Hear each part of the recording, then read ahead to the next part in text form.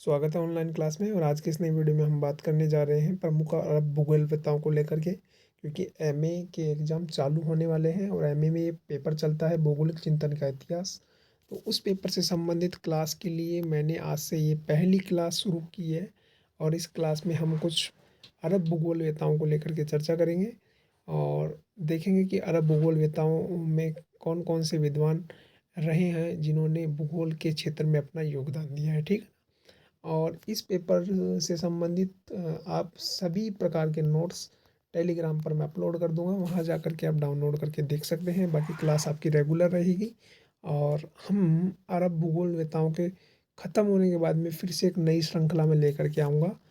उसमें हम फिर एक नए चैप्टर के साथ नए विषय को लेकर के चर्चा करेंगे। तो आज के इस वीडियो में हम प्रमुख अरब भूगोलवेत्ताओं को देखेंगे, जिसमें अल बरूनी, अल मसूदी, अल इदरीसी, इब्ने बतूता, इनके बारे में हम चर्चा करेंगे, क्योंकि ये जो क्लास है आपके लिए बेनिफिशियल रहेगी। इसमें हम एमए और यूजीसी नेट एमए, क्योंकि काफ़ी सारे बच्चों के कमेंट आ रहे थे कि सर एमए के नोट्स दीजिए, एमए के नोट्स दीजिए।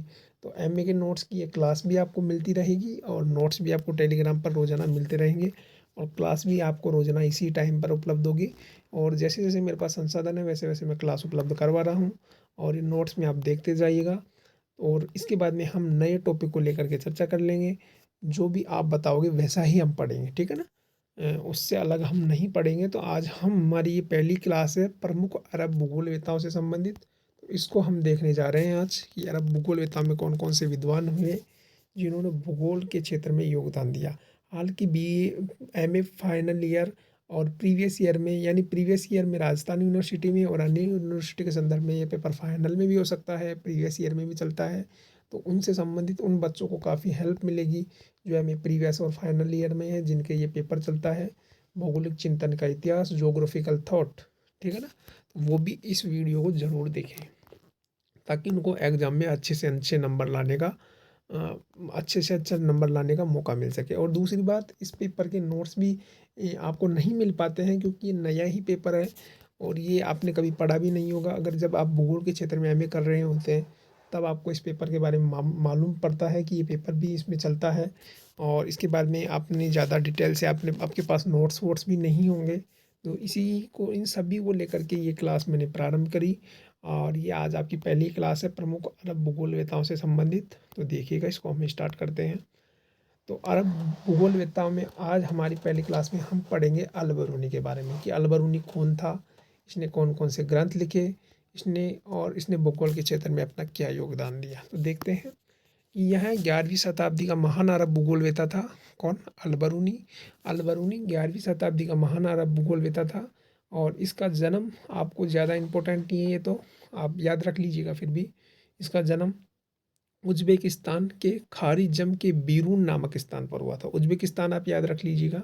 इसके बाद में देख लिया जावे तो अगली बात ज़्यादा कुछ है नहीं। देखते हैं इसने क्या क्या किया है। इसने अपनी युवावस्था में ओक्सस सरदरिया नदी के किनारे, आमूर सरदरिया जो नदियाँ हैं ना, इनके किनारे इसने क्या किया है, उसने अपने खगोलीय अवलोकन, इसने खगोलीय पिंडों का अवलोकन किया है, जिसमें इसने गजनी, काबुल, लगमा, लमगान, पेशवर और मुल्तान में किए। इसने जो खगोलीय पिंडों के अवलोकन गजनी, काबुल,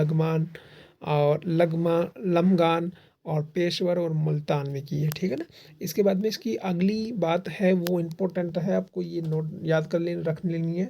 बहुत इंपॉर्टेंट बात है ये, आपको याद रख लेनी है ये बात कि यह मोहम्मद गजनवी के साथ भारत आया था। क्योंकि पूछ लिया जाता है कई बार यूजीसी नेट की एग्ज़ाम में, ये प्रश्न पूछ लिया जाता है कि भाई अल बरूनी, यानी अल बरूनी किसके साथ भारत आया था। तो अल बरूनी मोहम्मद गजनवी के काल में भारत आया था। ये यूजीसी नेट में काफ़ी बार पूछा गया प्रश्न है। इसके बाद में हम चलते हैं आगे, इसकी और बातों को देखते हैं कि इसने अपने जीवन काल में 113 ग्रंथ इसने लिखे हैं और 27 ग्रंथ भूगोल से संबंधित इसने लिखे हैं और 19 ग्रंथ इसने भारत से रिलेटेड लिखे हैं। ठीक है ना। इतनी सी बात आपको ध्यान में रख लेनी है। इसके बाद में इसके ग्रंथों की भी आप बात कर ली जाओ कि इसके ग्रंथ कौन कौन से थे। तो इसके ग्रंथ में आपको पहला मिलेगा किताब उल हिंद। देखो, हाँ, प्रत्येक विद्वान ने अपने अपने ग्रंथ लिखे हैं। कुछ इंपॉर्टेंट पुस्तक हैं, उनके नाम मैं आपको स्टार लगवा दूंगा, उनको आप याद कर लीजिएगा। जो बार बार अक्सर यूजीसी नेट के एग्ज़ाम में पूछी जाती है। और एमए के लिए तो आप 5-7 किताबों के नाम याद रख लीजिएगा ताकि आपके परीक्षा में पॉइंट बनाने में आसानी हो जाए, ठीक है ना। तो किताब देखते हैं इसकी। किताब इसकी है Kitab ul Hind the book of India, और दूसरी है तारीख उल हिंद। तीसरी इसकी किताब का नाम है किताब ए हिंद ए खनीज। चौथी है जवाहरात। पांचवी है रिसाला है। और छठी किताब का नाम है इसकी अल तहदीद, और जिसको ब्रह्मांड उत्पत्ति है उससे संबंधित इसकी ये पुस्तक है। इसके बाद में जो रिसाला है, रिसाला है इसकी दिन और रात की लंबाई का वर्णन इस बुक में किया गया है। और इससे और जोहारात के बारे में इसने एक बुक जोहारात से संबंधित भी लिखी, और अल तहदीद भी इसने लिखी है। और इसके बाद में अल तक तत्वीक जो सूर्य की गति पर आधारित पुस्तक इसने लिखी। इसके बाद में इसने एक पुस्तक लिखी किताब अल सैयदना और अल बगिया। ये इंपॉर्टेंट है भाई, किताब अल सैयदना और अल बगिया इंपॉर्टेंट है, इनको आप याद रख लीजिएगा। इसके बाद में हम बात करते हैं तो इसकी किताब थी किताब अल जमाकीर। अल जमाकीर के बाद में इसकी किताब थी अल कानून अल मसूदी। ये बहुत ही इंपॉर्टेंट किताब है भाई, ये पूछी जाती है बार बार कि किताब का अल कानून अल मसूदी किसकी पुस्तक थी। तो ये किसकी पुस्तक थी आपको पता होना चाहिए, अल बरूनी की पुस्तक थी, ठीक है ना, ना कि अल मसूदी की, ठीक है।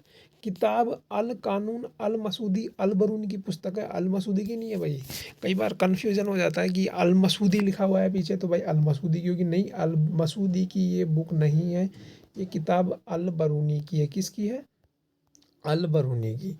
आपको ये ध्यान में रखना है ये बात कि किताब अल बरूनी की है। इसके बाद में चलते हैं और इसके बारे में और क्या बात है कि यह आकृति यह उसकी यह कृति टोलमी के अल्मागेस्ट। देखो इसने जो अपनी ये कृति है वो टोलमी के अल्मागेस्ट पर आधारित थी इसकी कृति। और the Vestige of the past और अदर अल बगिया, ये जो दोनों किताब है इसकी दोनों इंपॉर्टेंट किताब मैंने अभी आपको बताई। कौन कौन सी? वेस्टीज ऑफ द पास्ट और अथर अल बगिया। किसके आकृति पर आधारित थी? टोलमी के अल्मागेस्ट पर आधारित थी ये दोनों किताबें इसकी। आपको याद रख लेनी है, पूछ लिया जाता है ये भी प्रश्न कि वेस्टीज ऑफ द पास्ट और अथर अल बगिया किताब जो टोलमी इसकी अल बरूनी की थी वो किस पर आधारित थी? तो वो टोलमी के अल्मागेस्ट पर आधारित थी, ठीक है ना।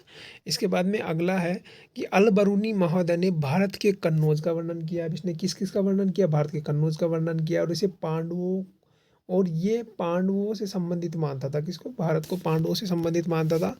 और इसके बाद में और अगला इसके बारे में क्या दिया गया है कि भारत में इसने कश्मीर का विस्तृत वर्णन किया है, जिसे वह एक बोरास पठार पर बसा हुआ मानता था। इसने कश्मीर को बोरास पर पठार पर बसा हुआ माना है। और इसने क्या कहा है कि वह उत्तर में तुर्क है, पश्चिम में मुस्लिम है, दक्षिण और पूर्व में हिंदुओं को बसा हुआ ही मानता था। और इसके अनुसार झेलम गाड़ से कश्मीर पहुंचा जा सकता है। इसके अनुसार इसने ये कहा था कि भाई झेलम गाड़ से आदमी कहाँ पहुंच सकता है? कश्मीर में जा सकता है आराम से, ठीक है ना। और इसने क्या कहा? इसने भारत में गुजरात के सोमनाथ पर समुद्री ज्वार का अवलोकन किया। देखो इसने भारत में ही घूमा है ये, इसने भारत के बारे में ही काफ़ी सारी बातें लिखी हैं, तो हम देखते जा रहे हैं इनको। इसने क्या क्या कहा है? इसने कहा है कि भारत में गुजरात के सोमनाथ पर समुद्री ज्वार का अवलोकन इसने किया है, और सोम शब्द को चंद्रमा से निकला हुआ इसने माना है, ठीक है ना।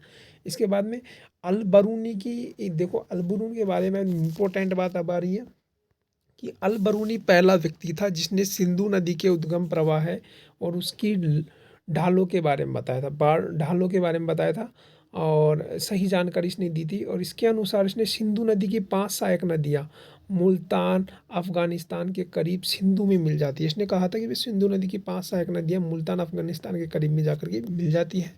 और इसने कहा कि वह भारत के पूर्वी पश्चिमी घाट के संदर्भ में कहता है, और भारत के पूर्वी पश्चिमी घाट के संदर्भ में अल बरूनी क्या कहता है कि ये वर्षा को नियंत्रित करते हैं। इसके बाद में इसने कहा है कि उसने चीन सागर का उल्लेख भी इसने किया है। अल बरूनी ने चीन सागर का उल्लेख भी किया और बताया कि पूर्व में सागरों के नाम देशों पर आधारित थे। और उसने बाल्टिक सागर का नाम वारंग सागर रखा था। ये भी बात आपको इम्पोर्टेंट ध्यान में रख लेनी है कि भाई बाल्टिक सागर का नाम वारंग सागर किसने रखा था?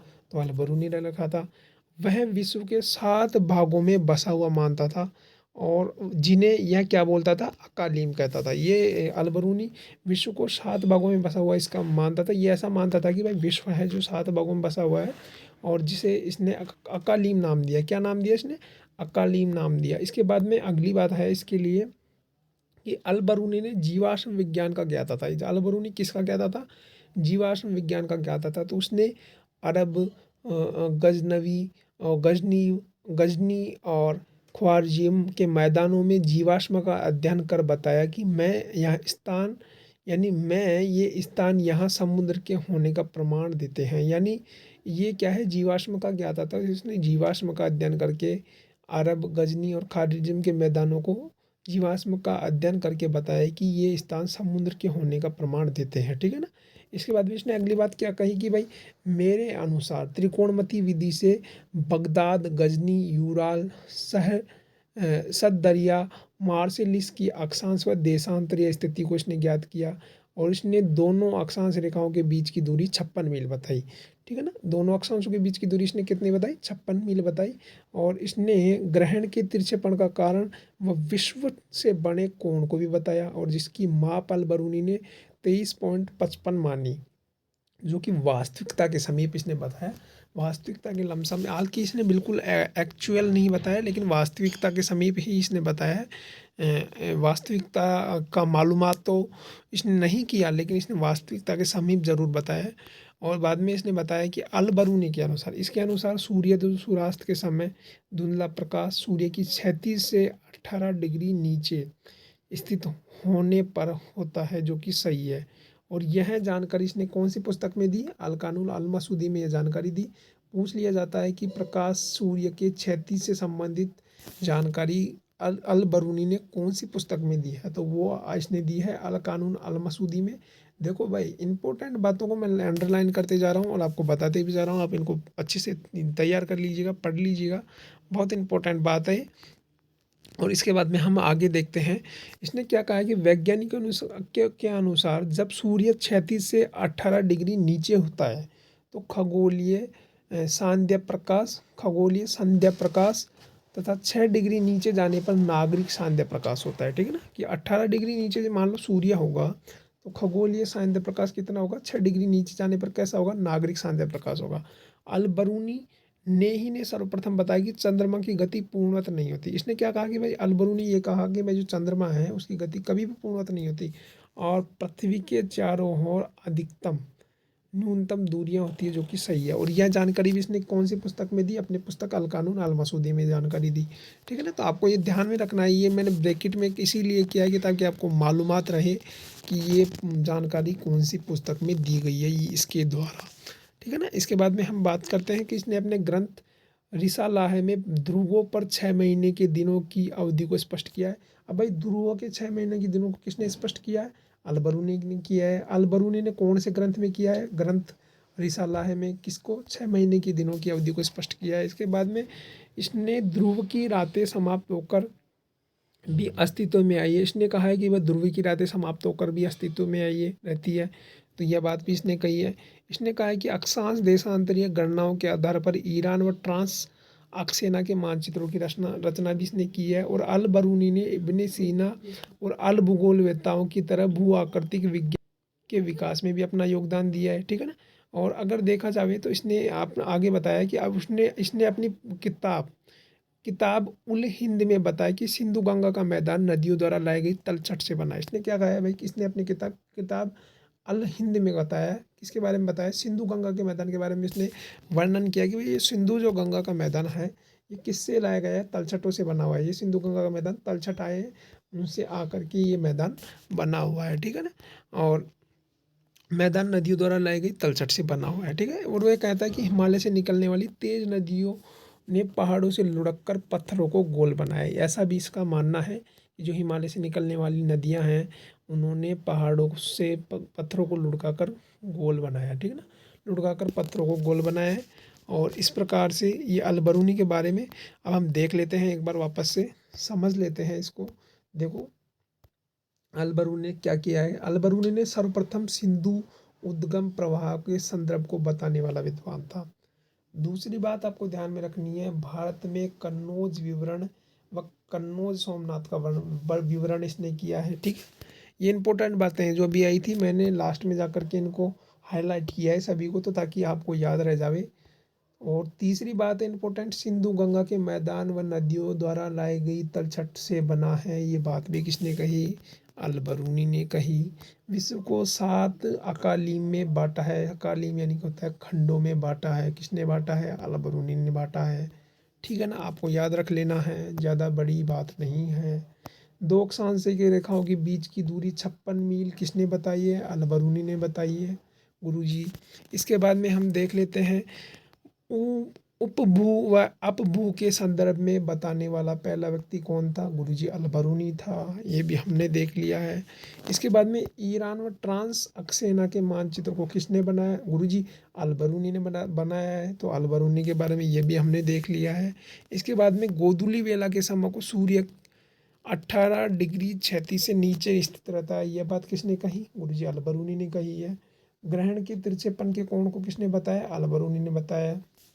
इसके बाद में 113 और 27 भूगोल यानी 113 ग्रंथ और 27 भूगोल यानी 19 भारत के लिए इसने जो ग्रंथ लिखे थे, अपने ग्रंथों के बारे में किसने बताया? अल बरूनी ने बताया है।